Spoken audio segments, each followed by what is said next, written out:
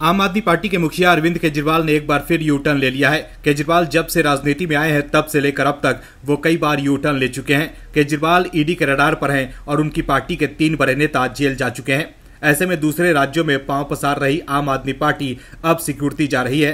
हालत ये हो गई है कि पार्टी को अब पीछे हटना पड़ रहा है। लोकसभा चुनाव से पहले आपको तगड़ा झटका लगता दिख रहा है, या यूं कह लीजिए कि आम आदमी पार्टी को अपनी औकात समझ में आने लगी है। आपको अब पता चल गया है कि उनकी दाल देश की राजनीति में गलने वाली नहीं है। भ्रष्टाचार के मामले में फंसी पार्टी के अब बुरे दिन शुरू हो गए हैं। केजरीवाल को समझ आ गया है कि अब लोग उनकी सुनने वाले नहीं हैं। ऐसे में केजरीवाल अब खुद चुनाव लड़ने से पीछे हट रहे हैं। मोदी लहर के सामने केजरीवाल की हिम्मत नहीं हो रही है कि उनकी पार्टी बीजेपी के सामने खड़ी हो सके।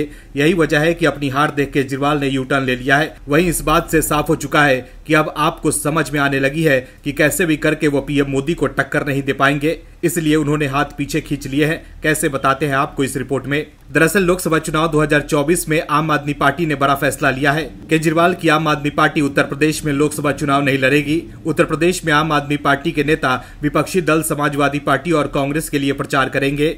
आम आदमी पार्टी इससे पहले यूपी में 2014 और 2019 का लोकसभा चुनाव लड़ चुकी है। बता दें कि 2022 विधानसभा चुनाव में आपने 349 उम्मीदवार मैदान में उतारे, लेकिन सभी की जमानत जब्त हो गई।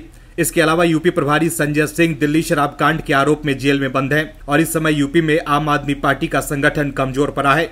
2014 में आम आदमी पार्टी ने 80 में से 77 सीटों पर अपने उम्मीदवार उतारे थे, लेकिन उसका कहीं खाता नहीं खुला था। ज्यादातर उम्मीदवारों की जमानत जब्त हो गई थी। दिल्ली के सीएम अरविंद केजरीवाल भी 2014 में यूपी के वाराणसी से पीएम मोदी के खिलाफ चुनाव लड़े थे, लेकिन उनको हार का सामना करना पड़ा था। 2019 में आम आदमी पार्टी ने 9 राज्यों और केंद्र शासित प्रदेशों में प्रत्याशी उतारे थे, जिसमें दिल्ली, उत्तर प्रदेश के अलावा चंडीगढ़, बिहार, गोवा, पंजाब, अंडमान निकोबार, हरियाणा, उड़ीसा शामिल थे।